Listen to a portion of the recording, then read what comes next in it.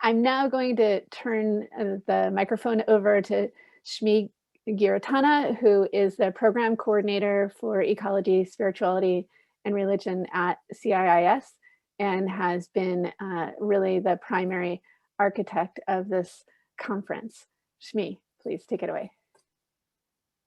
Thank you so much, Dr. Allison and President Wexler. Hi, everyone. It's so wonderful to finally be together here in the virtual space. We can't see all your faces, those out there tuning in, but we feel you with us. We had some technical difficulties getting started, so I apologize for not fully listening as the presentations began. With gratitude, I would like to invite Greg Castro to do the honors of acknowledging the lands where CIIS is located. And then I will introduce myself and we'll continue on with the program. How does that sound for you, Greg? Great, thank you very much, Shmee. Yeah. Hirshat Tuhi, greetings in the language of my Ramaytush Ohlone ancestors. I'm Greg Castro. I am an Indigenous California person of the Ramaytush and Rumsen Ohlone communities and the Tural-Salinan tribal communities. And I'm humbled and honored to be asked to give proper respect and acknowledgement to my Ramaytush Ohlone ancestors and relatives in the place that CIIS is located, which we now call Yelamu. Hayene, Hirsha, Pesha, Walrap, or Ramaytush Ohlone. Those are the words that I would greet you with to welcome you to our homeland, were we to be at the campus in San Francisco. The important thing to remember that is that wherever you are on Indigenous land. There are Indigenous people there, whether you see them or not, whether you know them or not. They're there because Creator has put them there.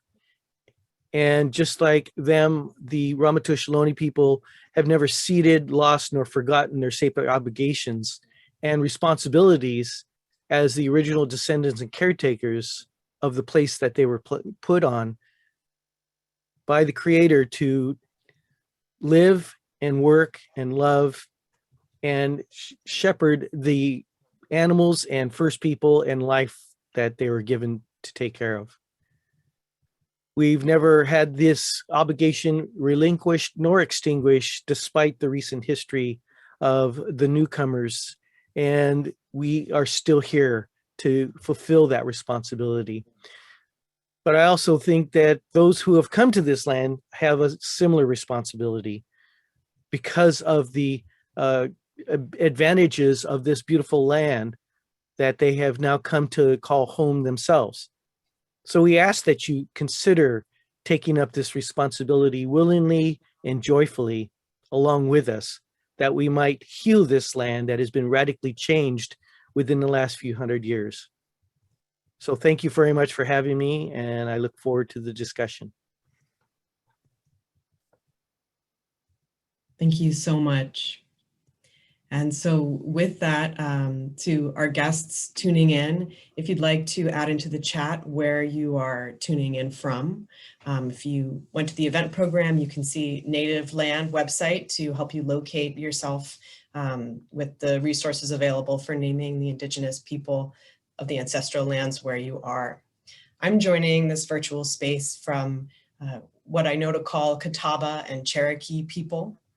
Here I listen to the waters, to the birds, to the subtly budding early spring flowers for how they want to be known by me at this time. I extend my gratitude to everyone and to all the things that contribute to my being here today. Many of these people are named by Dr. Allison in her welcoming message, which is also recorded in the event program. And first and foremost, I would like to thank my ancestors. I would not be here without them. That is ancestors of my lineage, ancestors of these lands, ancestors of the cultures which I claim, the identities that I carry and walk with. There are always shoulders that we're standing on, and I'm so grateful and really honor all the lives before me and alongside me. This includes my family, my teachers and influencers, my colleagues, everyone in the ecosystem of care that supports our ongoing collaborations. As Elizabeth Allison mentioned, my name is Shmee Giarratana. I am an artist, a creative educator, an organizer, and most relevantly, the program coordinator for the graduate program in Ecology, Spirituality, and Religion. It really is a pleasure to be here with you all today, especially to be joined by our gracious presenters, who I will introduce more fully in a moment. Preparing and then re-preparing for this event over the past 2 years has offered deep learnings and unlearnings for me in regards to relationship and reciprocal exchange among the diverse, bountiful vitality that we share here on Earth. Most of all, it's provided a generative focus for the energies that have been pent up during a time of confronting limitations. And I hope that the works and voices of our presenters activate in you as much as they have inspired me. This evening, our session will end at 6 p.m. Pacific time. I will introduce each presenter here prior to their presentation. And at the end, we will reference questions from the Q&A portion of the chat to open up a dialogue in this space. We encourage you to express yourself in the chat, as I see people already are, capturing memorable quotes that you hear, interacting with each other, and most importantly, adding questions to be included in the Q&A.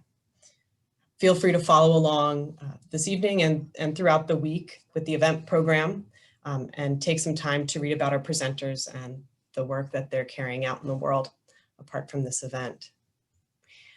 So with no further ado, I'm going to pass the proverbial mic over. We had been talking about different formats to begin. Greg, are you comfortable with the starting presentation this evening? Sure. Okay, great. I'll give it a shot. Hopefully nobody will fall asleep. That's what we can do. That's what we can do.